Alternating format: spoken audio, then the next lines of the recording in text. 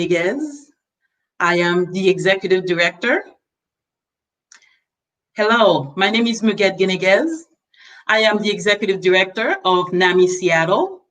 It's the affiliate of one of the affiliates of the National Organization of the National Alliance on Mental Illness, NAMI. NAMI Seattle's goals are to address unmet mental health needs within our community through support, advocacy, referral, outreach, and education. Thank you for joining us. This evening, NAMI Seattle is partnering with the Central District Forum of Arts and Ideas to offer insight into Black artists and trauma and how they are coping amidst a pandemic and social unrest. NAMI Seattle offers free mental health support groups, workshops, and a helpline. Visit our website at namiseattle.org for more details. I want to take the time to thank a couple of our supporters for underwriting this event. Thank you. I want to remind our audience that we are virtually gathered on the unceded lands of the Salish and Duwamish peoples of the Northwest. I ask you to join me in acknowledging the Salish and Duwamish communities, their elders, both past and present, as well as future generations. We have a full program this evening. Our moderator is Sharon Nyree Williams, the Executive Director of the Central District Forum. I will now introduce Lauren DuPree. She will sing the Black National Anthem, Lift Every Voice and Sing. Welcome, and thank you, Lauren. Lift every voice and sing till earth and heaven ring with the harmonies of liberty. Let our rejoicing rise high as the listening skies. Let it resound loud as the rolling sea. Sing a song full of the faith that the dark past has taught us. Sing a song full of the hope that the present has brought us. Facing the rising sun of a new day begun. Let us march on till victory is won. Woo! Thank you, Lauren DuPree. Hello, everyone. My name is Sharon Nyree Williams. I am the Executive Director for the Central District Forum for Arts and Ideas, and I am also a storyteller here in Seattle. And I just want to welcome everyone to the show, and thank you, NAMI, for partnering with the Central District Forum for Arts and Ideas. Thank you, Minerva Labs, Michael B. Main, for having us, for doing the behind the scenes for us. We appreciate it. Hey, Mira, we love you. I just want everyone to know, if you haven't participated in this type of event before, this is the event that we use a platform called, we use Shaking Shit Up is the title of my other show. And we're going to use that program platform for today and how we run the show. And so basically what you will get today and what to expect is you will have artists presenting work, and then you will have conversation immediately following that, and we'll just keep going, almost like a versus battle. If you've been watching versus, where one go, then another go, we have a little conversation, and it's all about participating and just being in the moment. And if you would like to participate, please find the chat section if you're on YouTube, Facebook, or Twitch. please find the chat section, and then you can put comments in there. And then the team from NAMI, Muguette, and Ivy will be managing that, and we'll try to share as many of those comments as we can, and questions as well. But it's about to be some dope stuff happening tonight. So let me jump this off by inviting my guests to the stage, right? To the virtual stage. First, we have someone you just met, Lauren DuPree. Lauren DuPree, I've known for a very long time, and she is a wonderful actress. You know what? I'm not going to tell you. Lauren, tell us what you do. Oh, sure. Well, Sharon's known me since I was what, 10? Okay, well, yeah, I'm an actor. I'm from Seattle, Washington, but I went to Howard University and studied musical theater. Worked out there for a while, then came back to Seattle. You may have seen me at the Fifth Avenue Theater or Village Theater on stage. I also produce my own content. I recently did Untitled in a Quarantine playlist, and it was a part of We Out Here. Yeah. Anything else I should? And I'm dope. There you go. There you go. That's what's up. Thank you, Lauren. We look forward to seeing some of your art and having conversations with you. Next, we have my partner in crime with Central District Forum and a great friend, Dani Tirrell, is in the building. Hello. Hey, Dani. Hey. Dani, please tell us about your artistry. Tonight you're gonna get something completely different than what you're used to me doing. I am a choreographer. I teach dance. I share dance spaces. I teach at the University of Washington in the dance department, Northwest Tap Connection. I curate for Central District Forum for Arts and Ideas. I have several ways to perform on social medias and the ways of talking. Different little talk platforms that I'm on. And tonight, you're just not going to see anything dance related from me. Awesome. But it's all dance related. It all comes together. Right. Thank you, Dani. Love you. And next week, we thought it was appropriate in having a conversation and having an event called Black Artist Coping Event to bring to the table a doctor and a psychiatrist that can add to the conversation as we go throughout the night. And so we're bringing to you Dr. Katrina Sanford. Hey, Doc, how you doing? What's up? Can you tell everybody a little bit about your practice? Yeah, sure enough. So I'm a clinical psychologist, and I have private practice through Niles Edge Healing Arts Center, which is an arts center that I started with my partners, and we co-founded because we tried to do African-centered approaches to help heal our people. And in addition, I, in my free time, because I'm a Leo, y'all, and I just, I be doing the most. Also run a nonprofit with my wife called Earth Girl Collective. It's queer women of color nonprofit. And we're dedicated to healing our community through creative collaborations. So I'm all about the healing. And I'm going to talk a little bit about my artistry. Learning the drum. Hey, that's what I'm talking about. So you going to do a solo? I might. Actually, you want to collaborate with me on this? I'm going to read this story and you give me a little drum underneath. I'll see what I can do. All right, y'all. So we're gonna kick this off. I am going to read a story called "Amazing Me," and Dr. Katrina is gonna hit me up on the drums. Right. Here we go.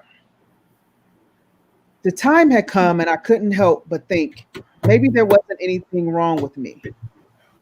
Maybe I just needed to take a long nap, and everything would be okay. I sat in the room with white walls, staring at the examination table. The nurse went through all the routine medical checks. Then she handed me a piece of paper and told me to answer the questions while I wait for the doctor. Generally, when they hand me a document to complete, I start at the top, write in my name, contact information, and began to make my way down the page. This time I skipped the top and went straight to the questions. My answers, yes. Yes. Yes. I guess so. Yes. Before the doctor even entered the room, I had confirmation. I had a form of depression. I don't think depression hurt me. I think identifying that I was depressed saved me. I traveled in the space on earth in a dark cloud of life. At the time, I blamed it on my job. It wasn't what I felt as though I was put on earth to do, and by doing it every day, I felt as though it sucked the life out of me. But how is this so when I didn't even know I was depressed? I didn't know what the symptoms of depression were, so how could I have allowed something, or shall I say a situation, suck anything out of me? It took a friend who wouldn't stop telling me something was wrong with me. It took a situation to where it was time to support a friend at a major milestone and me not wanting to be a part of it for me to realize something was wrong with me. It took me being so angry to go somewhere and be somewhere doing something that I love to do on a Sunday for me to ultimately look in the mirror and say, what is wrong with you? That moment in time made me realize that it wasn't the job, but it was something within this body we often refer to as a temple that was wrong. It's at that moment that I realized I wasn't just angry this one time, but I stayed angry. I was the ultimate mad Black woman. And to ease my soul each day, I would rush to get home to drink the grapes that were especially made for me. It was the time when being alone in solitude in the dark for days actually made me happy.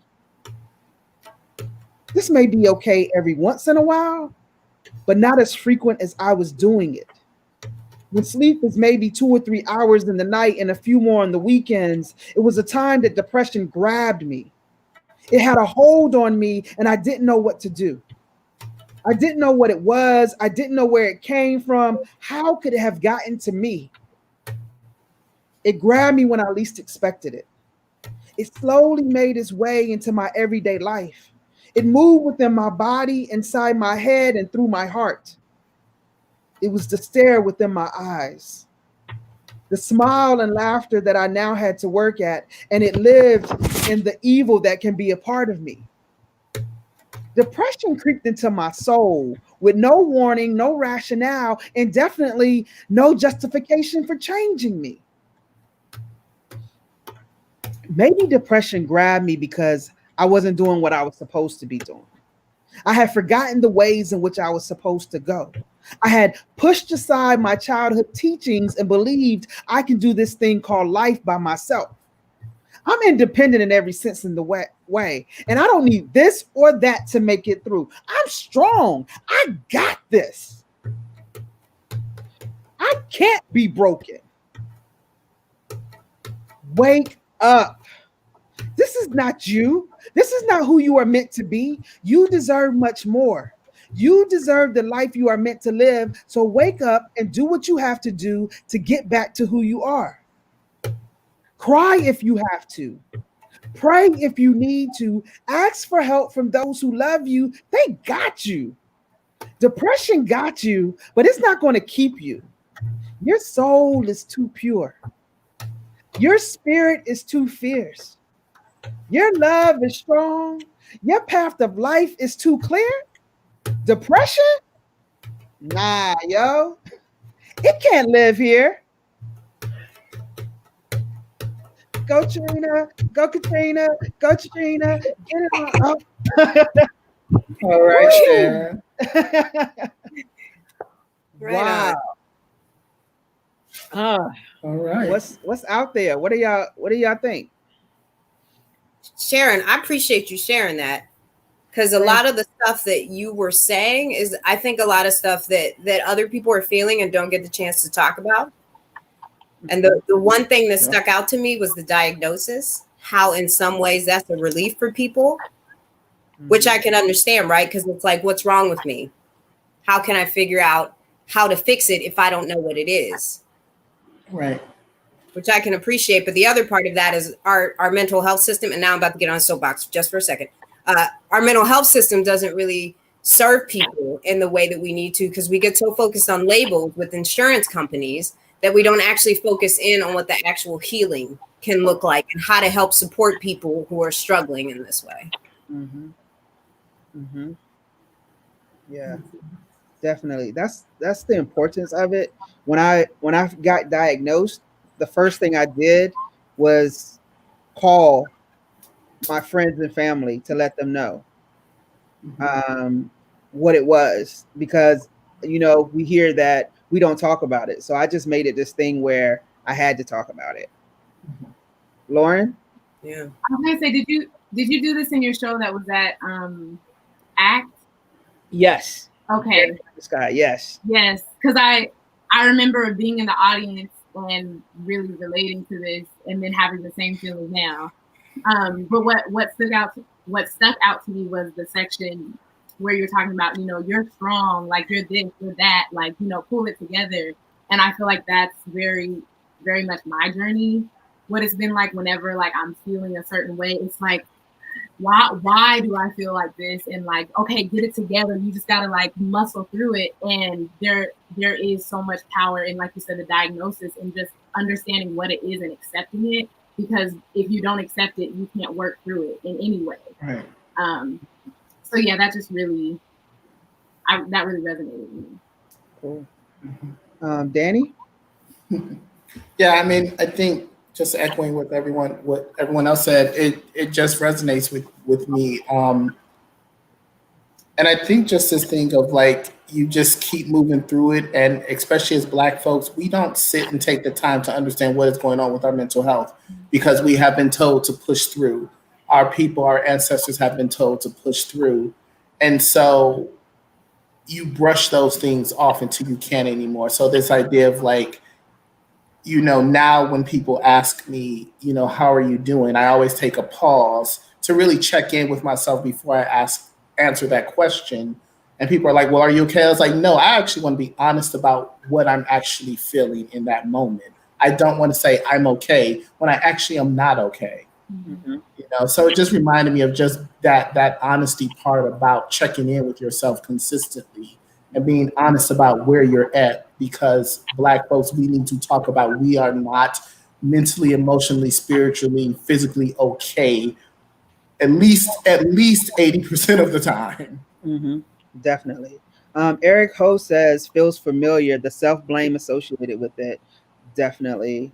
And how oppressive systems have reinforced this blame.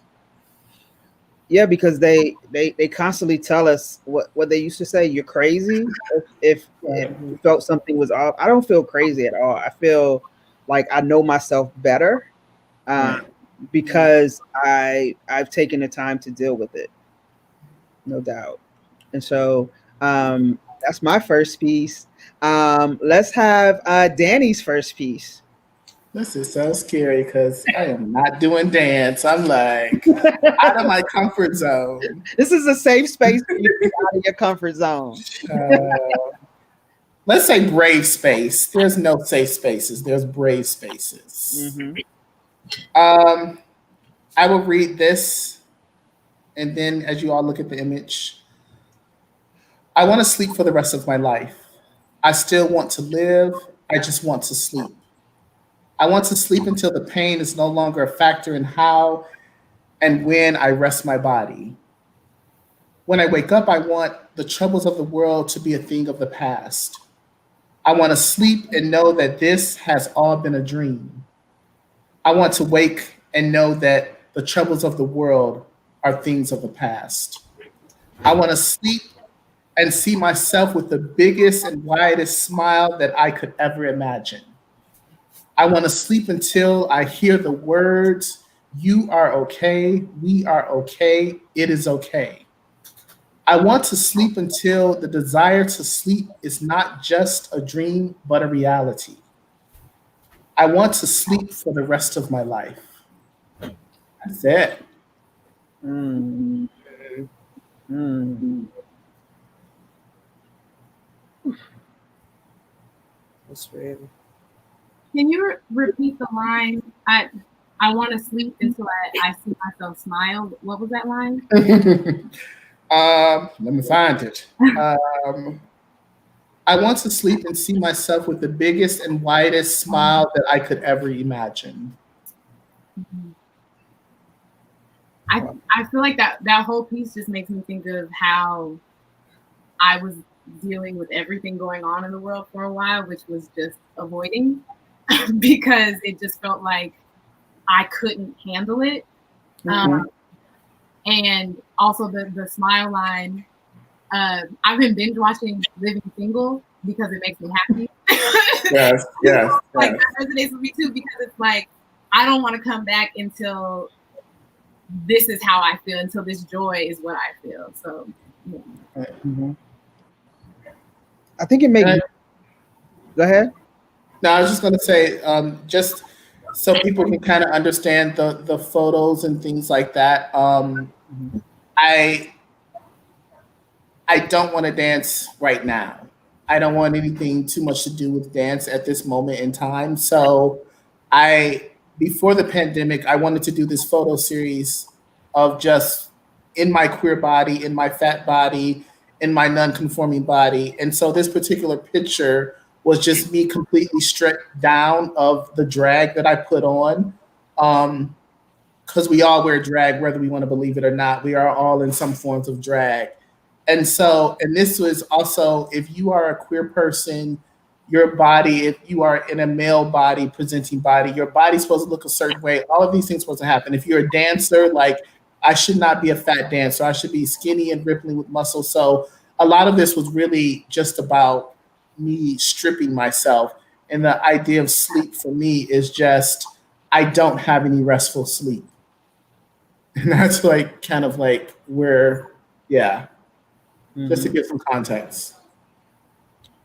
And this is how you're getting through this moment, right? I mean, I have to question, like you saying I'm this is something different, and like a lot of artists, right? We sometimes get put in this box of what kind of artists we are, what genre we are, and so it's really.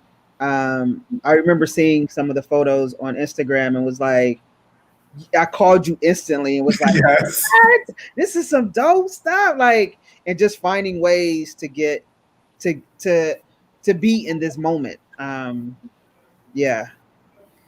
Dr. Katrina? Yeah, I have two things. I have comments on your piece. Dani, I really enjoyed the piece. I think it kind of shows the imbalance that a lot of us feel when we're anxious or sad or whatever. It's like, okay, I want to sleep. Well, I don't really want to die, but I know that I don't want to be here right now. Right. Or I want to feel that joy, but all these negative thoughts keep swirling, and I try my self-care and I try to feel better, but I just can't get to that place. And how crazy making that imbalance feels.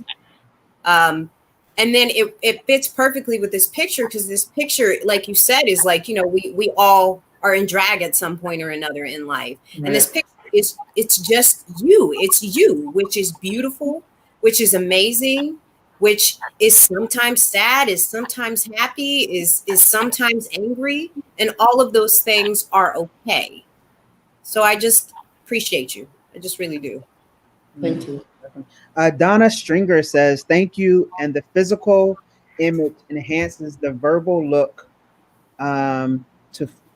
I moved it. I look forward to seeing you dance when you are ready. Thank you, Donna. And Kimberly McCreary, who's my cousin in North Carolina, says, that's deep, Dani. Raw. Thanks, cuz.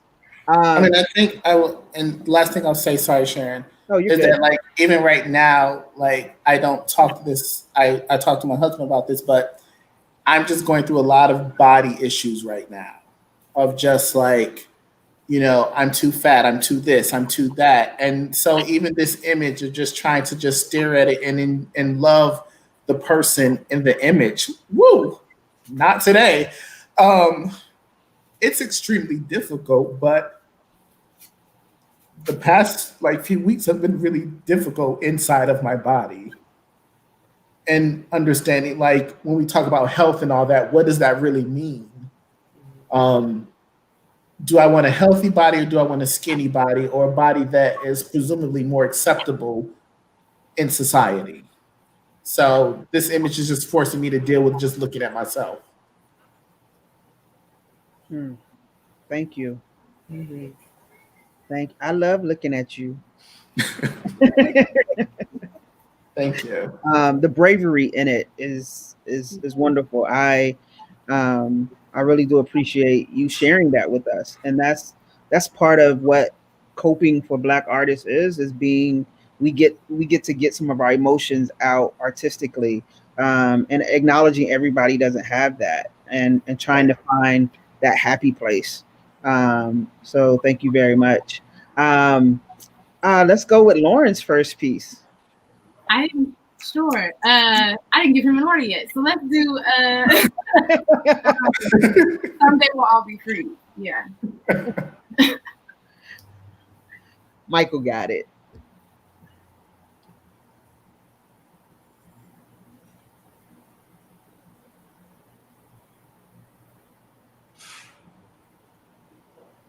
Oh, the sound's not working.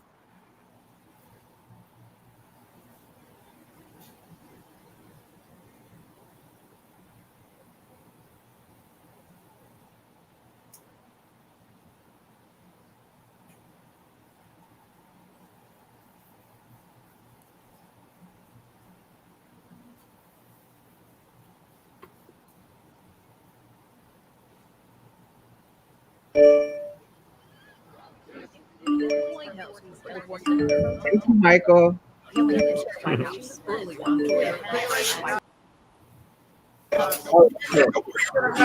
people, they love Black people.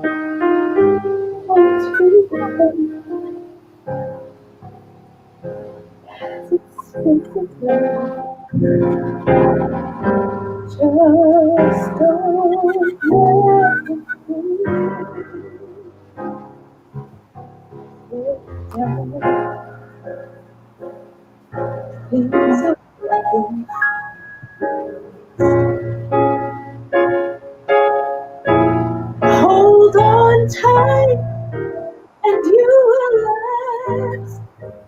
Keep yourself instead. Keep your pride. Let yourself in here. Keep your stride.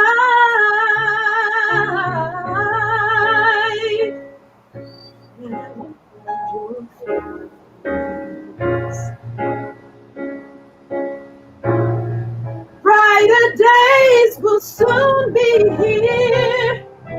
Take it from me, someday we'll all be free. Yeah.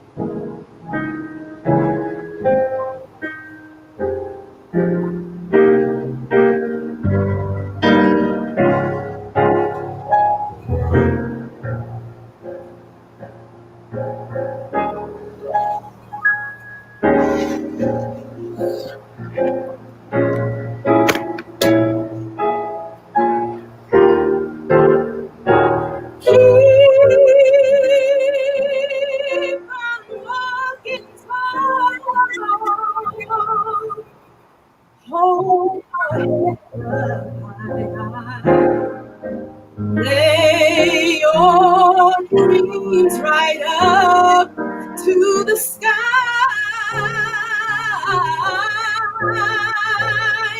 Sing your greatest song, and you keep going, going on. Take it from me, someday we'll all be free.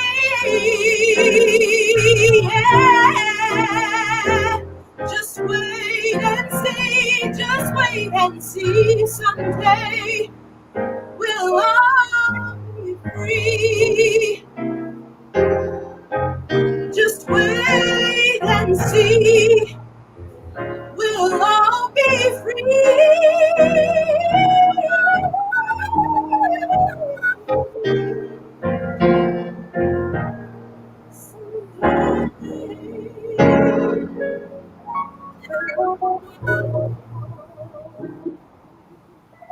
Be free.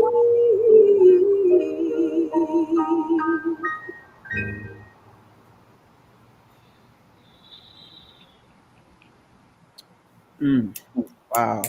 Mm-hmm.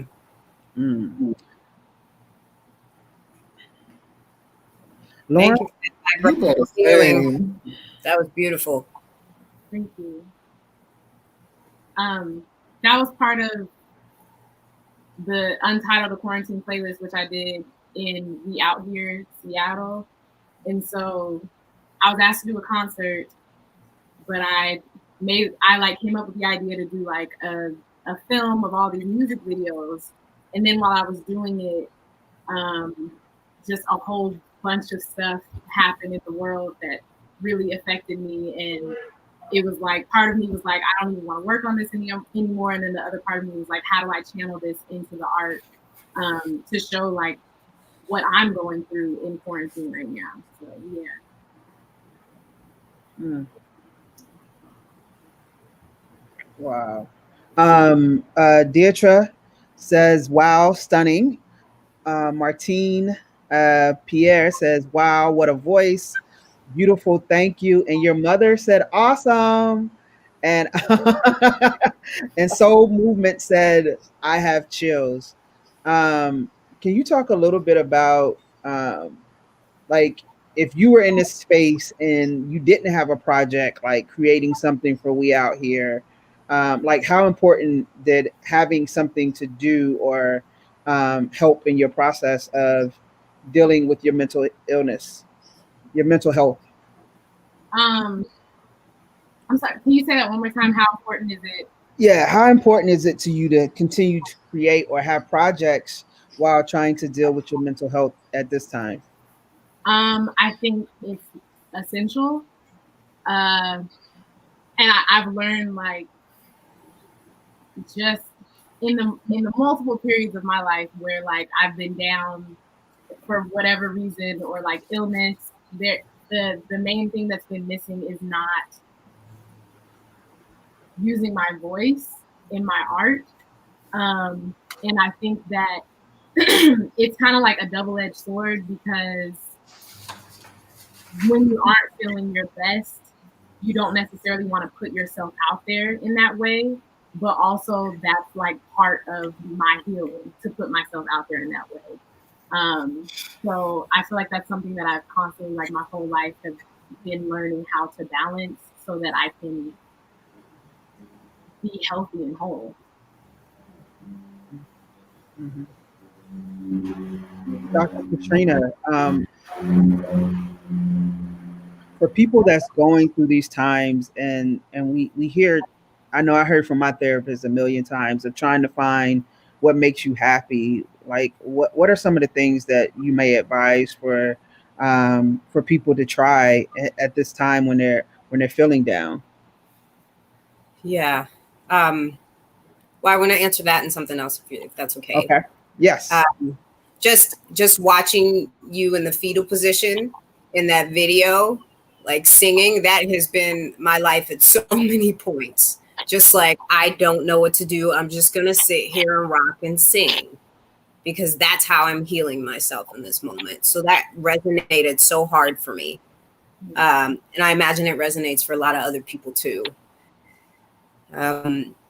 So when it comes to, see, this is the question, Sharon, that everybody be asking me, and I'm like, yo, on the real, like under quote unquote normal circumstances, when the world is chill, you know, and we're going through the like usual, I'd be like, okay, just, you know, find the things that make you feel happy kind of stuff, right? Like that anxiety is just messing with you. It's just your brain messing with you. You know, grab an ice pack, put it on the back of your neck, bring your physiology down, you know, and try to calm your body system. But like on the real, things are tough right now. Like we have a pandemic, we have like racial uprising, which isn't anything new, but there's something that feels a little different about it right now. And even when you try your hardest to do all the things that you think make you feel better with your self-care in this moment, sometimes it's not going to feel like enough. And that's okay. And I want people to know that. But I think what the important thing is to think about what things make you feel good, even if it's getting a foot rub, or especially things that don't include other people. Because of the pandemic, a lot of us are isolated. So what things can you do on your own that make you feel good? Is it playing a drum? Is it running up your stairs? Because exercise is super good and gets your serotonin flowing. You know, do you paint your nails? Find things throughout the day that make you feel good. Meditate, do whatever it is, but keep doing it, because we get busy thinking about what we have to do for everyone else, that email we got, but we don't put the same kind of focus in on ourselves and our self-care.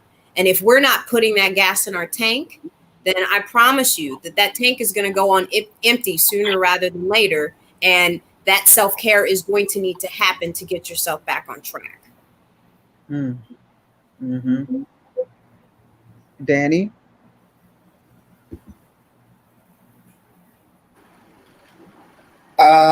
It just, first off, Lauren, you just killed that. So anyway, let's just talk about that. Let's just talk about that's just pure magic and gold. And just watching you and the things that you post, period, is just really beautiful to watch. So let's go there. The other thing that I keep thinking about is that my love-hate relationship with social media. And because we get so much information, and at this point in time, I know within the past week or two, there's 2 more trans women that got killed. And I'm trying not to read the stories at this point in time because I just can't. You know, things with Breonna Taylor, things that are coming out with just a bunch of stuff. I'm just trying to stay off of it because I know that directly affects my mental instability, is to keep feeding myself that information. And so it's just a reminder that, yes, my freedom within Black folks is, I'm trying to like do the counter, and I may post like a video of like, I posted this video of this couple dancing, and it was just like slick as hell. Like it was so beautiful. And so trying to like counter what I want to put out there, because I do want to show Black people in freedom. So even that song is just also reminders, like I can make a choice to post things or comment on things where Black people are in freedom or stepping into their power. And not ignoring the other things, but just being really clear about, like, if I take too much of that in, then I'm just not being kind to myself in that moment. And then the struggle to like make that choice, right? Especially when you're feeling down, to make that choice to move towards joy versus moving towards what your body is feeling, which is sometimes negative. Yeah. That's kind of what I explored in the film too, because the whole film, like, I'm getting all of these messages from social media the entire time, and throughout the film I'm making the choice to ignore them, but at the end I can't anymore, which is exactly what happened in my real life. But most of the film I like made a conscious choice to be like, no, I want this to be fun, I want there to be joy, like I want people to laugh when they see this. But there's still these very real things going on that are affecting me and everyone. Yes, Rick DuPree said, thank you, Dani. To many of us, social media, way too much power in our lives. Thank you. I know. I was going to say the same thing. Like, Rick, we know you ain't got no social media. You got the whole family on here. Commenting, Lauren, everybody. For those you don't know, Rick is Lauren's father and also an artist in his own right. And then Deirdre said, yes, that's good. We have to be gentle with ourselves. Thank you, Deirdre. And Soul Movement says, this is online therapy. Wow. Thank you, Soul Movement. That's very powerful. Thank you, Lauren, for that. Dr. Katrina, you gonna oh, wait a minute, I got another comment here. It's true that we need to see ourselves wrapped in beauty. So the picture of you without artifice is that way for me. Our beauty down to its essence. Thank you. And Sandra, your mother said, well, dang, you basically, she's saying, you put your dad on Front Street. And then Sandra Brawley said, I've heard it called doom scrolling. It's hard to do joy scrolling right now and to be mindful of that importance. Thank you, Sandra. Yes, it is doom scrolling. When you get into that joint and you just can't go, it's just click, click, click, and you're reading, and before you know it, you're in a sad state and it's hard to come out of. And you know what really makes me happy is like all the puppy videos. When I get into the puppy scrolling, I'm like, ooh, yeah. And then it'd be like 2 hours later. Thank you. So this next piece that I'm going to share, and my last piece for today, is called Shook. And it's a part of my new album, also entitled Shook. So Dr. Katrina, you gonna support me one more time with your drumming? I got you. Awesome. What is wrong with you? It's back. The question. It has been a while since I laid down the words that made up amazing me. The feeling of something not being right within me has returned. Life has been a rocky road, and this time I don't know if it's the depression talking. I just know I feel shook. I feel like the energy around me is rocky. I got out of bed and I tried to shake it off. First my left arm, then my right arm, then both arms together. I began walking in a circle saying, something's wrong.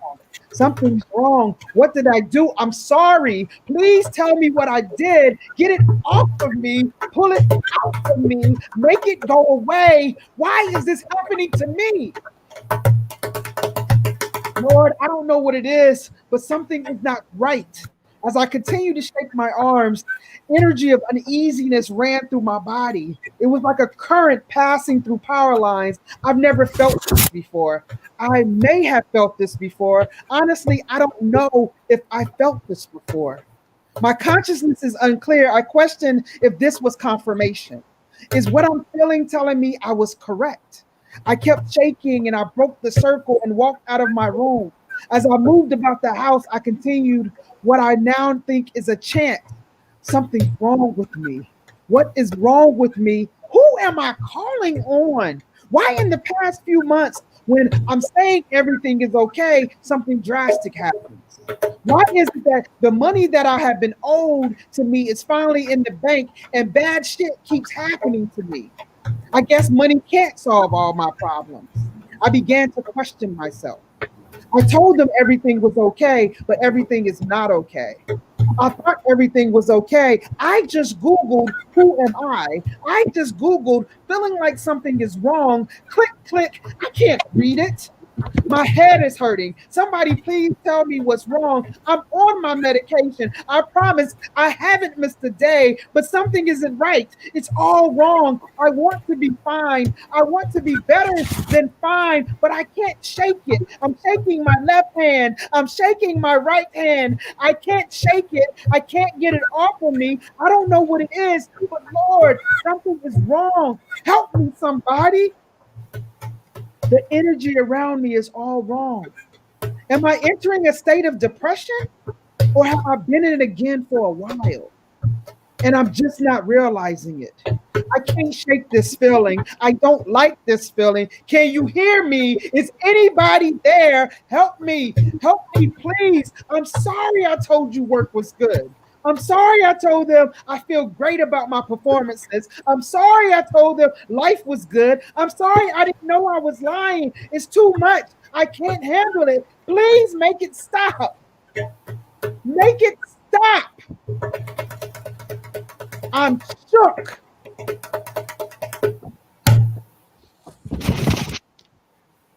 Ooh, I'm shook. Woo! Tingly. Wow, Sharon.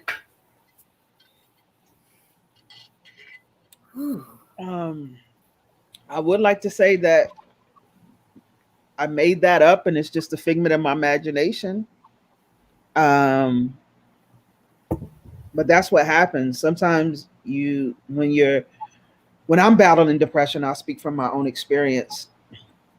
And as I've been going through this battle, my doctor did prescribe, I'm on citalopram. I take it every day. And there's been times when I didn't want to take it and I stopped taking it. And then I was like, oh shoot, I got to get back on it. It took me a long time to get in a place where I remembered, my friend Sandra said to me, you take your Benadryl every day, don't you? So why can't you take your citalopram every day?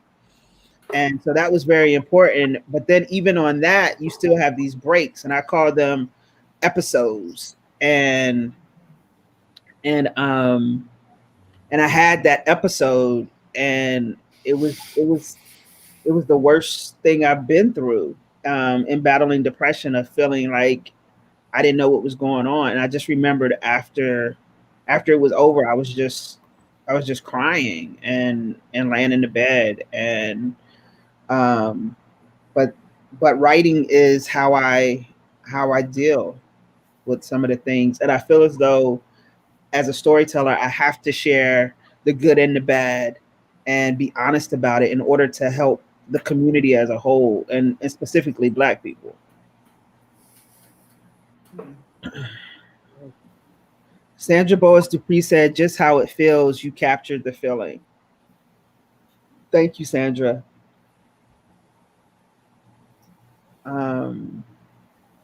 Thank you for being so vulnerable. I can relate. So real, tearing up. Thank you. It's so important to remember that we are not alone. That is so true. So that's why I think discussions like this is important. I think it's important to put it in my work specifically and how I do it. But yeah. Dr. Katrina? Yeah, I have so many things that are running through me right now after hearing that. I think the one thing that's sticking out to me is the medication and taking it every day. And some people wind up taking it for decades, years. And what's happening is an imbalance in our body. And, the Western medical system is very much focused on pharmaceuticals because oftentimes they can be a quick fix. And especially for people who are really struggling with severe depression, they can help lift you a lot quicker than other things. However, one of the things that we really work on at Niles Edge, and one of the things that I'm personally putting my own personal research into, is helping our people transition off of pharmaceuticals onto herbs and supplements that they can take on a daily that doesn't harm their system in the same way.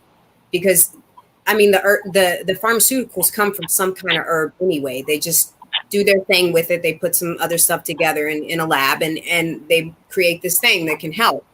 But I also don't want our people to be on these for years, for decades. And it's really important for us to know what things are imbalanced so that we can start adding that into our food or our supplements or having some herbs or tinctures. Like I find that is, if you will, the next frontier is us figuring out how to, if you will, go back to our African roots. Because we used herb in Africa. Herbs are used to heal. And we can do that here. We just have to learn more and be more thoughtful. And also remember what our grandmama did when we were sick. She brought that weird thing over. But actually, that was her African roots coming out, whether she knew it or not too, right? Mm-hmm. Definitely. Michelle said, thank you for sharing. That reminded me so much of times when my mind felt so separate from my body and reality. Devin said, Deirdre said, Love Jones Part 2 Finger snaps. Thank you for being vulnerable enough to express your truth. For those of you who have never seen Love Jones, I don't know what platform is playing on right now, but go ahead and Google it. Soul Movement said preach. And Devin said, that was amazing. Thank you. Lauren or Dani, do y'all have anything? Rick DuPree says, say that, doctor.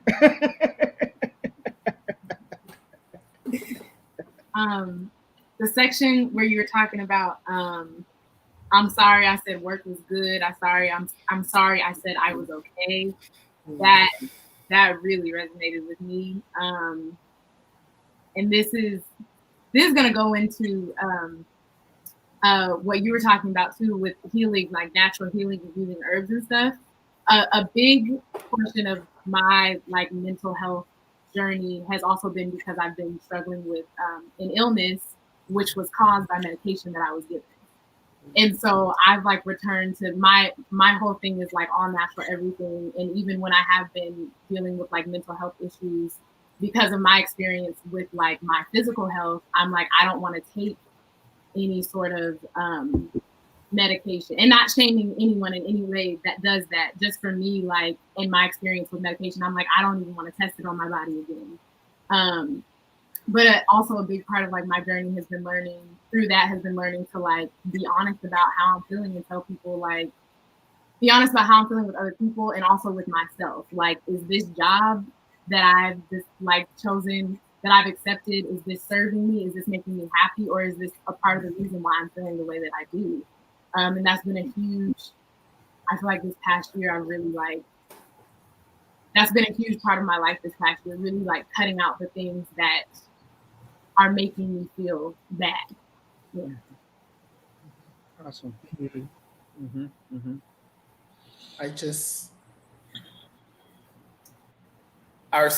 The secrets that we hold will kill us. Mm-hmm. And that's the thing that comes up for me in that piece is that everyone says, thank you for being vulnerable, and all that. But what I've realized throughout my life is that my secrets will kill me. And I am working towards being as honest as I can, one, with myself, with my husband, and with other people. And so sometimes it may be like, you may not think I needed to say that, but I actually did need to say that. I don't want to walk in shame anymore. And I know, again, part of the things that I go through is like I walk in shame over the things that I've done. And I just need to go, look, this is what has happened. It's less about people judging me. It's more about I judge myself, and we judge ourselves so hard. So just even with you, Sharon, saying that and putting those in words, it's like that secret in a way won't kill you because you're being honest about it. Mm-hmm. And so that's the thing that's just coming to my mind. It's just like, I don't want my secrets to kill me. Mm-hmm. You know, I'm too busy trying to cover it up and hide and, figure out who I said to what and all of this other stuff. And I just don't want to live that way anymore. That plays a lot into my mental health. Mm-hmm. And it's interesting that you say that, because one of the things that I do is once I learn that I'm in a depressive episode, because for me, I don't know that I'm in it until it shows itself to me. And then I look back at the last month or the last few weeks and I'm like, I've been in a depressive episode, dang. And then I start to fight to come out of it. But being an arts leader, one of the things that I do in running an organization is I tell my staff, I don't feel like it's something I have to keep a secret. And I just feel like they should know, like, I'm sorry. I haven't been feeling like checking emails lately, but I've been doing other things, and I realized I was in a depressive episode. I'm starting to work myself out. Just check on me, and that's it. And I tell my family that as well. I start to text people and say, I just realized I was in a depressive episode. I'm working to get out of it. Just check on me. And I don't want you to check on me to necessarily give me advice and tell me how to get out of it. I want you to just check on me to see if I'm okay, and I'm trying to figure it out. and listen to what I have to say. So Right. Yeah, get that love and support. Definitely. Dani, you ready for your next story? And I just want to say right quick, we're hitting the hour mark, and Muguette was like that we have to stop at an hour. But I told Muguette that I was going to be really, really bad. We was going to go over an hour because we were going to be having a really good conversation and sharing some really good art. And I think I'm right. And so we're going to keep going and allow Dani and Lauren to share another piece, and we're going to have conversation, and then we'll close it. But and Rick DuPree just said, yes, Dani, everything in darkness will come to light. Being real and honest about our shortcomings gives us power over it. Ain't none of us perfect. We all have flaws. True. Yes, thank you. So, thank you, Muguette. I love you. Let's go, Dani. Sure. Ooh. I should say the name of that last piece was called Sleep. And this piece is called Gone. The written piece, not the pictures. The picture is titled Flower Girl, and the last picture was called Ugly. So they're all separate, yes. So this piece is called Gone. She is gone. I thought I would be okay. She is gone. I just want her back. She is gone. And she can't help me. She is gone, and there's nothing I can do. She is gone, and I did not say a proper goodbye. That's it. Short. That written piece serves two purposes. I lost two very important women in my life before COVID, like literally right before COVID hit. And my mother and my aunt, they died. My aunt died first, which was my mom's sister. She was the oldest out of the 7 children. And her and my mom were extremely, extremely close. And so my aunt died like January 16th, or something to that nature. And my aunt died January 16th, something around that nature, or maybe a little bit later. It was later than that because my mom died on February 17th. So they were like a week and a half of each other. They died within a week and a half of each other. Mm-hmm. So part of that piece is like I saw my mom physically when we had my aunt's funeral, and then came back to Seattle.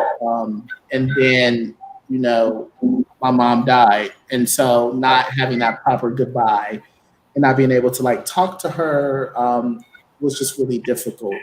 I did get to see her before the final, them pulling the plug. I'm just going to be blunt. Like that's what happened. So, I got to say goodbye in that way, but the proper goodbye I did not get to say to her. And then it serves another purpose, more in line with the picture. The other thing is like I look just like my mom, and I'm realizing how much I look like her. It's like that thing, like but now I completely see myself inside of her. And so the other part about it is that I'm a queer person. I'm a non-binary person. I'm a person that is so much in line with what we call femininity that I remember moments of just trying to like separate myself from that. So these photos are part of like a larger group of photos. They were all photographed by me, makeup done by me, styling, like all of that was done by me. One, it was just to challenge myself to just do something that I completely had no real clue of what to do and how to do it. And also, I want to feel pretty. I don't want to be handsome. I want to feel pretty. I want to be around flowers. I love lipstick. I love all colors of lipstick. I should have worn some today, but it's hot, so it would have melted off of me. But it's just those things of just like, I love long dresses. I love bag dresses. Like I love anything about femininity that we call femininity. And so I'm doing my best to embrace the fact that she consistently grows inside of me. I was nurtured by some really beautiful women, and I continue to get nurtured by some really beautiful Black women. And so I want to honor that. You know, I was nurtured by some really great men, but the women are the ones in my life that really showed up. So when I say she is gone, that's because society tells me I can't even touch her. I can't even be next to her. And I'm fighting against that. Like, she's dope as hell. So why not live inside of her? You know? So Nathaniel says, amen. What happened to my audio? Sandra said, I see that you are part of the bouquet, a flower emerging and blooming in beauty. And then Devin said, wow, I lost my mother over 30 years ago. I was young and didn't understand what was going on. I never got to say goodbye. Didn't get to see her for almost a month before her death. I totally relate. Thank you, Devin. Big hug. Yeah. Lauren? I really love this photo. What's so striking to me is the look on your face through the flowers and like underneath the makeup, because it's like you have these beautiful flowers around you, this like bright pink lipstick that my eye goes to immediately, but you look melancholy. And it's like, it just makes me like, I wanna know like what's going on when I look at it. Like, I'm drawn in immediately. Yeah. Wow. Thank you. And I think you bring up a good point, Dani, and maybe Dr. Katrina can talk more about it than I can, around dealing with grief. And that's all I'm gonna say, and then I'm gonna pass it to Dr. Katrina. Yeah, I mean, that stuck with me too, the grief, how, you know, we all in some way or another go through some grief in our lives, and our society doesn't really, I don't know, there's a particular way that we're supposed to grieve, right? Like, you're supposed to just be okay and go to work and it's fine, you know, just get over it, just move through. And that's not real. Like, grief stays with you. Losing a mother, my goodness, you lost a piece of you. You know, how can you just be okay and go to work the next day? And why is that the expectation?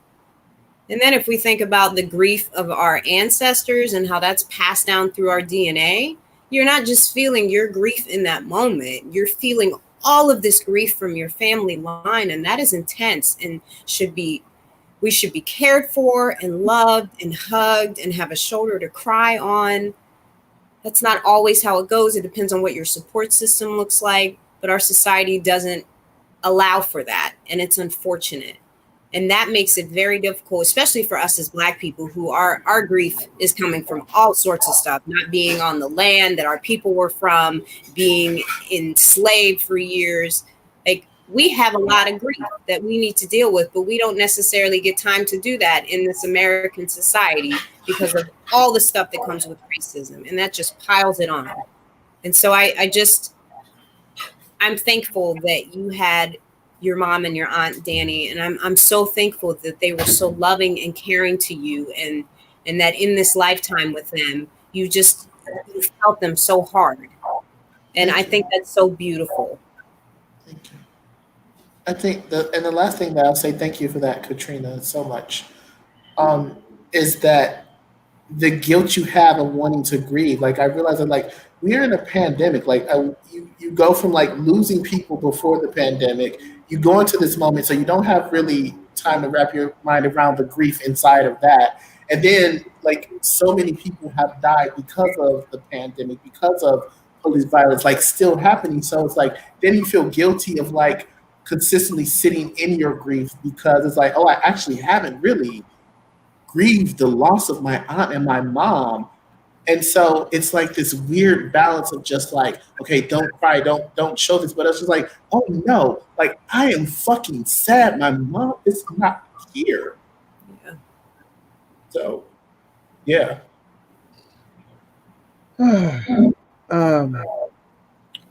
Deirdre, Sandra said, "I hear you, Dani." And Deirdre said, "The dichotomy of loss and life with the picture and words is so powerful."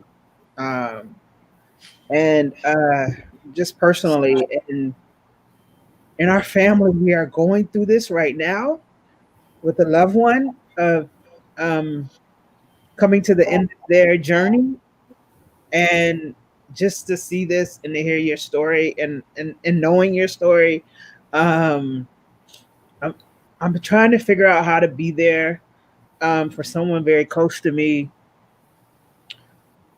if and when this happens, but also trying to be there for the family as well. And so thank you for showing the beauty of it. Right? Yeah. You wasn't supposed to do that to me today. I was trying not to do that today. We're gonna go to Lauren. So this is gonna be something completely different. Thank you for something completely different. But it's all love. Love. Let's go.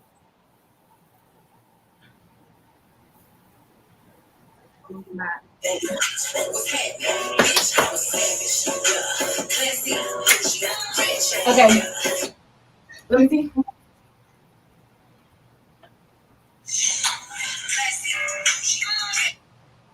Oh my gosh. Is this what I look like? Why would you let me record like this? What are you talking about? I look a mess, Mom. You always look like that. Yeah, but not on the internet. Girl, you look fine. No. No. I can't let quarantine do me like this. Man. What? I know what I have to do. I just don't want to do it. What are you talking about? I have to use the Instagram model filter glasses. The what?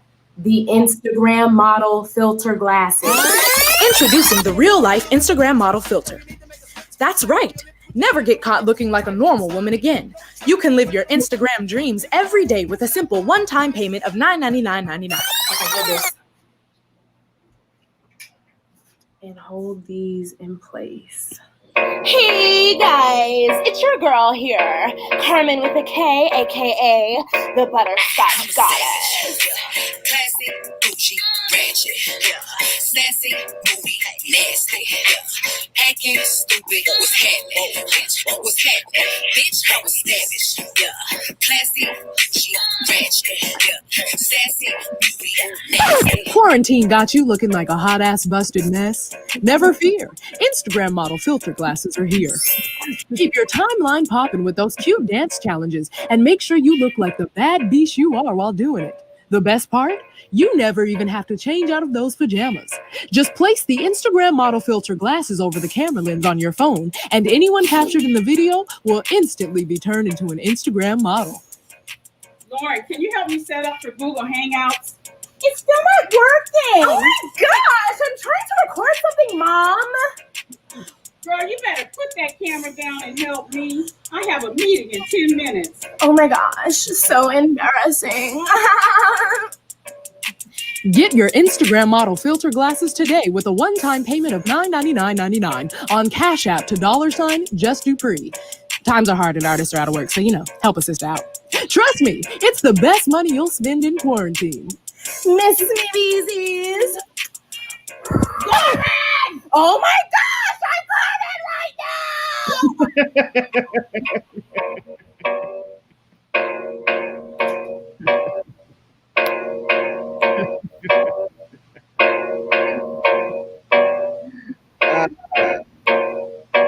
Wow. And then just give me like a confused look. Like, what? What is she talking about? The what? No, just don't say anything. Just look confused. Yeah, I am. You said something though. I know. Is that your confused look? What is happening?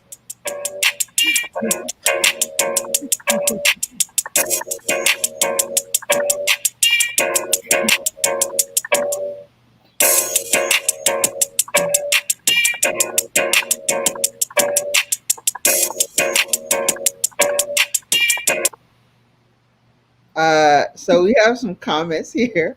We have Nathaniel said, "Hey." Art Bay say, "Laugh out loud, love it." Nathaniel said, "I cannot." Nathaniel said, "Please." Art Bay said, "I need a pair." Sandra Bradley said, "Fantastic." And Nathaniel said, "Hey, Auntie." Woo! So I use comedy a lot as like a coping mechanism, not only like in my relationships in real life, but clearly through like sketch comedy. But I know that like the same way that I'm watching Living Single right now, it's like I read something not too long ago, or maybe like saw something that was talking about how like comedians often deal with depression, and I was like, okay, well, that makes sense. But it's like for me, it's a way to like some of like the most dire situations I've been in. I can like look at them and literally just laugh because it's like this isn't real. This can't be real. And it's like the only way to get through it for me is to laugh and make a joke out of it. And I think sometimes I abuse that where it's like I don't necessarily acknowledge how I'm actually feeling, and I joke my way out of whatever it is that I'm going through. So I make a much more conscious effort to be like, okay, are you just making a joke to avoid something, or is there something that you need to deal with here? Mm-hmm. But yeah, I wrote that. It was like the first month of quarantine, and I was literally looking like that every day. And I was like, I need to get like what is going on? I need to get it together. And I was literally writing that in my room, and I was like, I don't know if my mom is gonna do this, but if she does, it'll be hilarious. So that's what happened. Your dad said, "You see, she put us to work, but ain't paying nobody." Pop was on the camera. He shouted you out. Mira said, "Sending over my 999.99 real quick." But comedy, man, is needed. It is so we get so caught up in being so serious that just being able to laugh feels good, and appreciating the opportunity to laugh. Cool. I'm just going to say, I could watch you do Carmen with a K every single day of my life. You have no idea. Like, I'm waiting for the series to come out so I can just tune in each week. Like, you have no idea. Like, I've just been watching you post those videos. Like, one of my all-time favorite characters in life. I want to be her. I understand her. She is me. I just want you to know, like, the minute you say, like, the series is coming out, like, I am, like, the president of your fan club with Carmen with a K. Like, I'm here for real. Like, you have no idea what this does. I'm like, oh my God, I know her. I love her. Yes. So, I just want to say that. Wow. You just gave me one. I have a sketch that's been sitting in the pile that I got to dust off and do. You just gave me motivation to do it. Soul Movement said, "I stared at my phone for a few minutes and I still am speechless. Bravo." Art Bay said, "Where can we see more of your videos?" You can follow me on Instagram. So that's just JUSTDU_PREE. There it is. Yep. And then you can also, if you just look up Lauren DuPree on YouTube, they're also on YouTube. Oh, Lauren, that was amazing. You have me cracking up over here. What I really love is that with the pieces that you decided to show today, again, I'm all about balance because that's what our bodies want anyway. There's that balance between like, oh man, I'm sad and I really need to sit in this for a second. And also like, okay, I need to laugh and find joy because like we're so used to being sad that our brains just create these neural pathways of sadness. And this thing happens and it's like, oh, nope, that's a sad thing. But when you start finding joy and doing happy things like that, your brain starts recognizing that happiness is also a part of the plan. So I love it. I love it. Thank you. Mm-hmm. Awesome. Thank you, Lauren. So we have two more, right? So Dani has one more, and do you have one more, Lauren, or are you done? Oh, I put a whole bunch in the Google Drive because I didn't know what I was going to share. But if you want me to share another one, I can. Right. Okay. So we have. I'm trying to be respectful of time and stuff. So what we gonna do is we're gonna let each of them share. We're gonna just do it back to back, and then we'll talk about it, wrap it up, and then we're gonna have some special words from Dr. Katrina and any advice she wants to give us right now. So we'll go with Dani and then Lauren, and we're gonna just go back to back. Michael. You want my words now? You said? No, I want your words later. Okay. Gotcha. The photo is, I believe that photo is Little Boy Blue, and boy is spelled B-O-I. And the piece I'm going to read is called Help. I need to be quiet and allow my soul to rest. I need to scream and allow my soul to heal. I need help in loving the most ugly parts of myself. I am sick and tired of the sickness of hiding them. I need help in loving all the good parts of myself. I'm addicted to my own torture. Are you not? I want to stand on my pain like a superhero. I want to own its defeat, but it owns me. That's it. I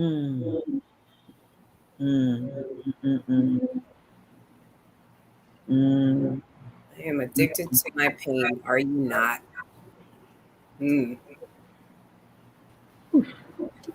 Wow.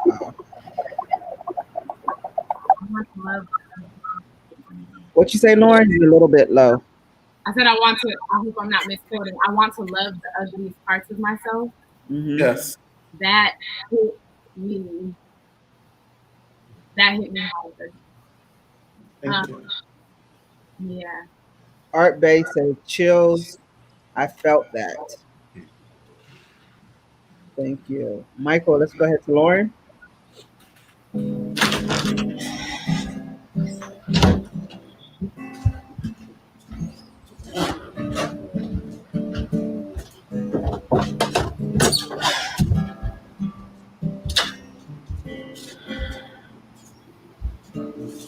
Got taken in, we feasted on olives from the fridge. We stood alone every day.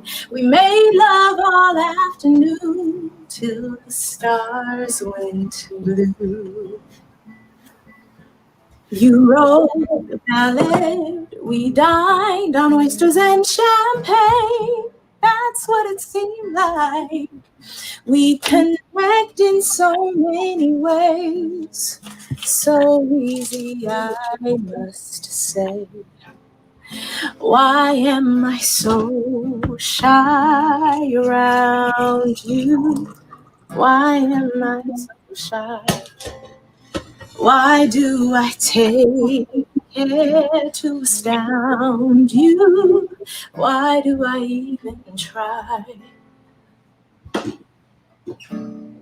Another rainy day, we sat inside by the radiator watching old black and white films where everybody sang.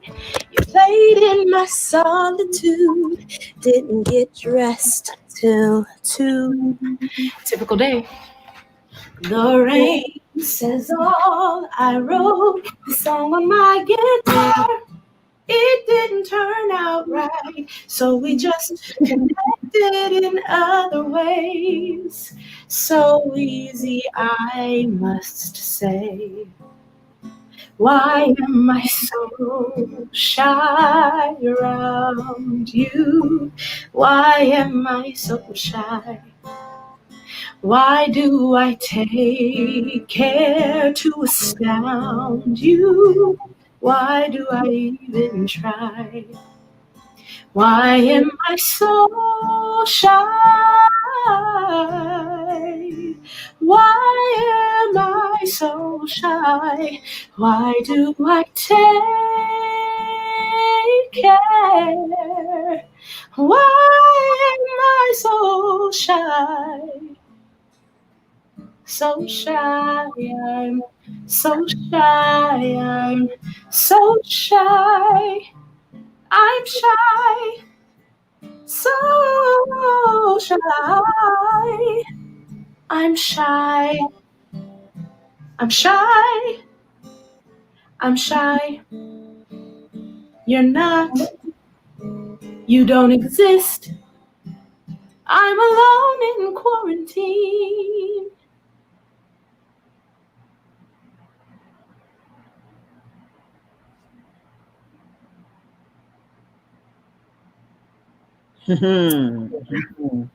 Yes, Queen. Yes, Queen.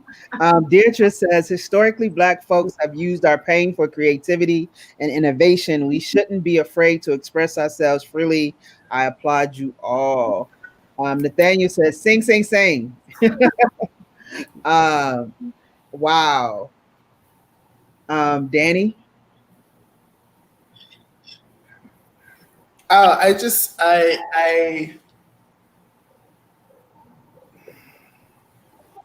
I just appreciate you, Lauren. Let me just put it that way.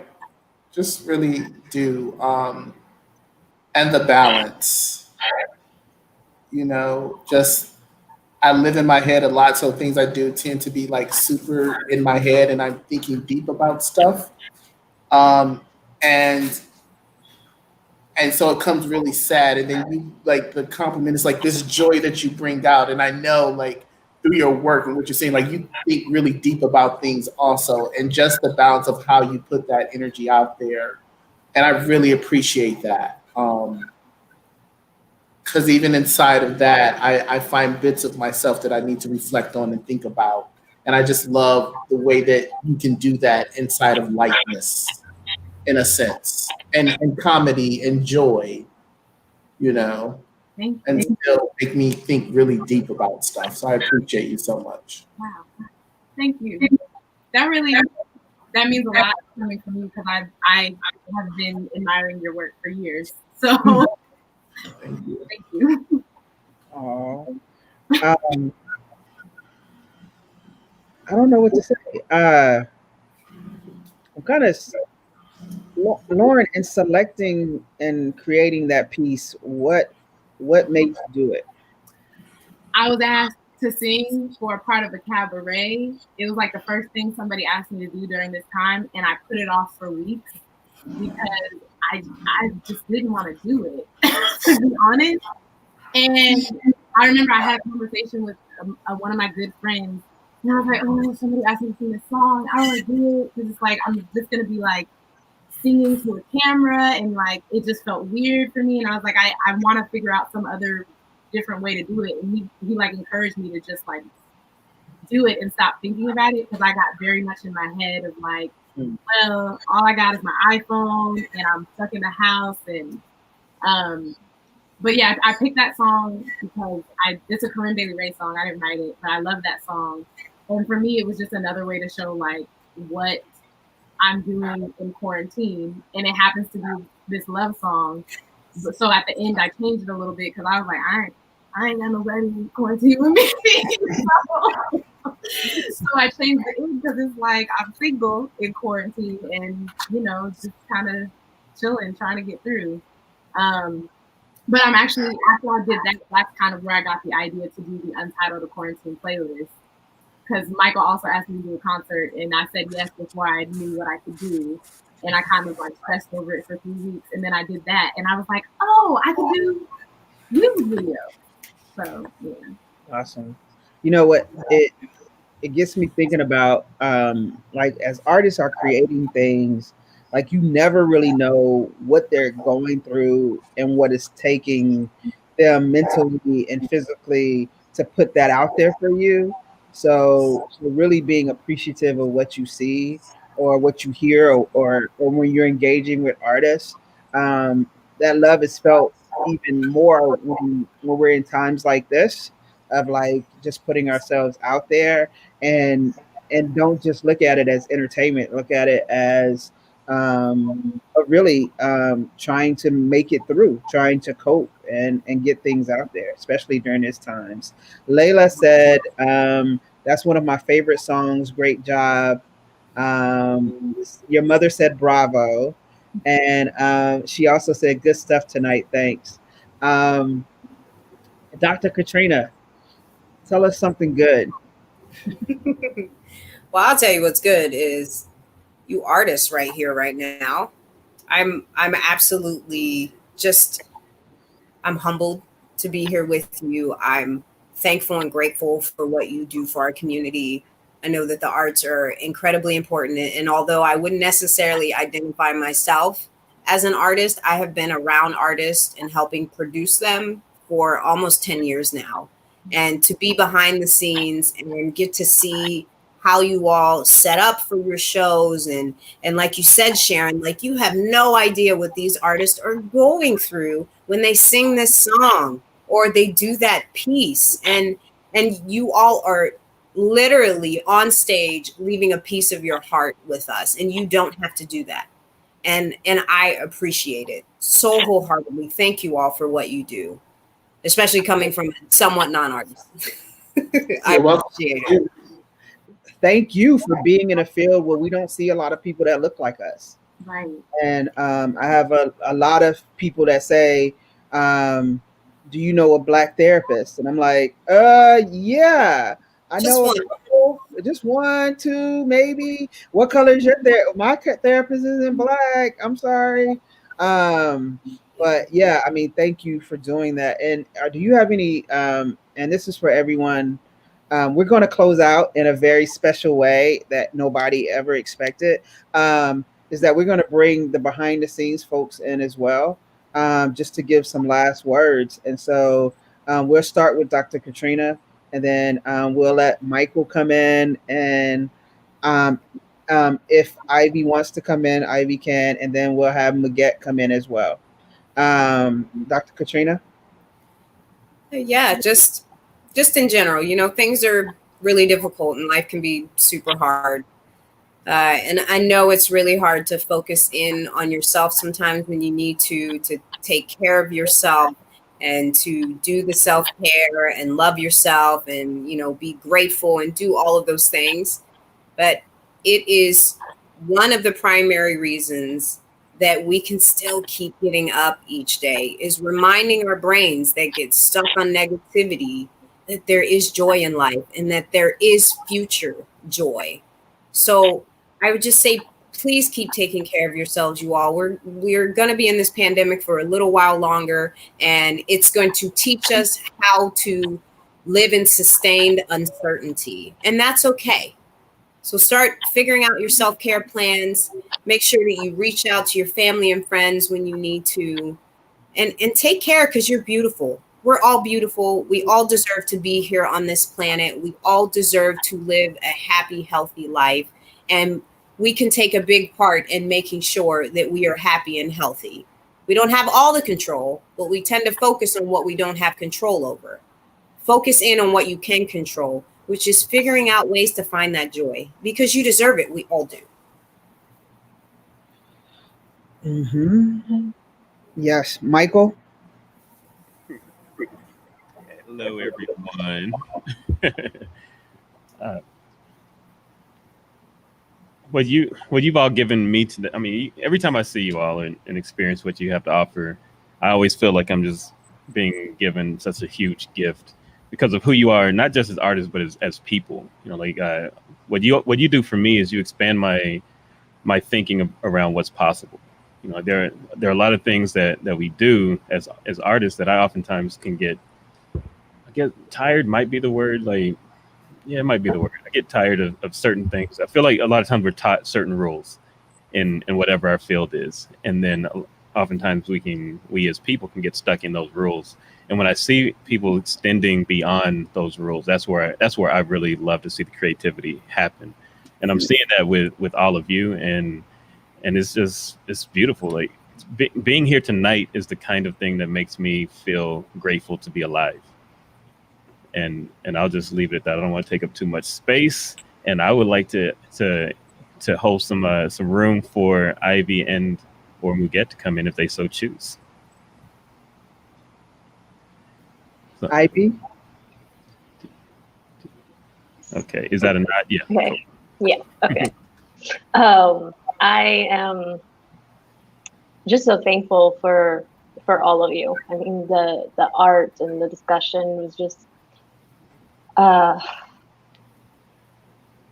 so beautiful and poignant and heartfelt and real. And you all are exactly what we need right now. And I'm just so thankful for each and every one of you. And Sharon, your work, like, so powerful and just right at the center of things. Like, I could just feel it, you know. Dani, your work was like beautiful and exploring so many different aspects of identity and grief and accepting oneself and loving oneself. And amazing. And Lauren, we just kind of went like everywhere, and it was so much fun. So real and feeling. Thank you. And Dr. Katrina, wonderful having you part of the conversation. It's such wise words, and yeah, you are all just wonderful, and I'm not going to take up any more space now, so thank you so much. Muguette. Thank you so much. Can you hear me? Yeah. Thank you so much, all of you, for doing this with NAMI Seattle and the Central District Forum tonight. It was so inspiring. I got comments. I got a couple of texts from people. They said, we need to do this more often. But this is really wonderful. So Sharon, thank you. Thank you. Michael, behind the scene and doing all this work. I appreciate it. You know, Lauren, I've known you for a long time, but you don't know me. I know your father well because I know him well. Say hello to him for me. I will. Dani, you look like my brother. I guess I would love you. I couldn't love you more. So thank you for what you do. It's beautiful. And Dr. Katrina, thank you for leading us into some pretty important conversation. You know, this is the first for NAMI Seattle, but I really want us to continue on this conversation. Black mental health matters, and we really need to talk about it. I also want to thank again the gracious couple who has underwritten this event tonight. So they were pretty, they support NAMI's values, and they support the work that we do. But mostly, I want to remind you that NAMI also offers free mental health support groups, workshops, and a free helpline. So visit our website at namiseattle.org for more details. But as of for tonight, I want to say thank you, and I'm going to go and think about everything that happened tonight. And I'm glad it's on YouTube because I will be able to play it again. So many beautiful parts that I want to relive again. Thank you. Thank you for being part of this. And our work continues. Black Lives Matter. Black Lives Matter. Thank you, Muguette. Thank you, NAMI. Thank you to all the artists and Dr. Katrina for being here. Thank you, Ivy, for keeping us in line. And but thank you for those of you who are with us. Thank you for watching this. We want to destigmatize what mental health is in the Black community and have those conversations. So this video will be up on YouTube, on NAMI, through NAMI, CD Forum, Sharon Nyree Williams, Minerva Labs. Please share and continue to share these stories. And have conversations around it. Pause it, have a conversation. Pause it, have a conversation. Do like we did tonight. Please check me and Michael out in continuing shaking shit up on the CD Forum. Where tomorrow, Dani, what's happening tomorrow with CD Forum? Surprise! I get to talk to Dr. Katrina's wife.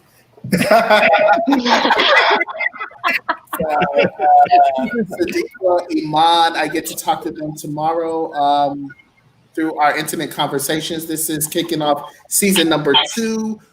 We're also going to be talking to Lauren DuPree in a few weeks. So y'all ain't done with this conversation.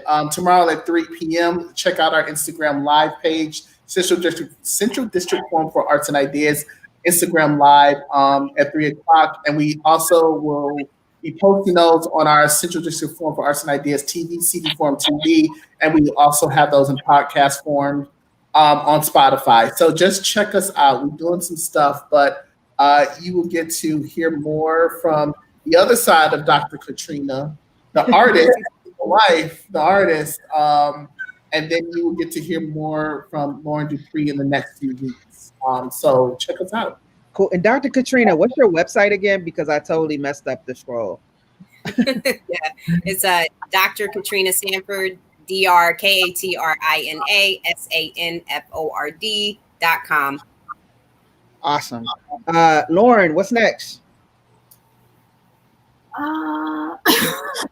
Conversation with me on Monday. All right. Yeah. Well, yeah, I'll be talking with Dani. Why can't I think of what I'm doing next? She's working on a new film. She's working on her film project. She's working on some skits. She has her blog.